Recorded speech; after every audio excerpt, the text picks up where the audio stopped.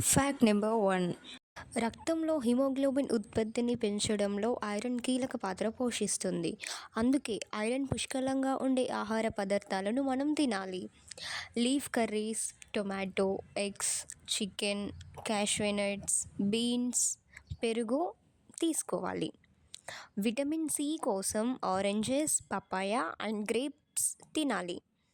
Folic acid అధికంగా లభించే ground nuts, avocado, పాలకూరలను ఆహారంలో చేర్చుకోవాలి. Fact number 2. కళలు ఎందుకు గుర్తుండవు?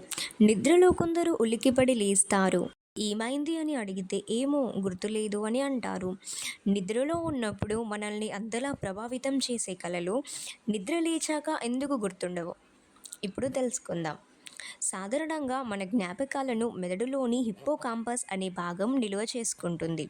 మనం నిద్రపోయినప్పుడు మెదడు యాక్టివ్గానే ఉన్నప్పటికీ ఈ హిప్పోకాంపస్ అనే భాగం ఏ విషయాన్నైనా గుర్తుపెట్టుకోవడానికి నోరాడ్రినాలిన్ అనే హార్మోన్ కీలక పాత్ర పోషిస్తుంది.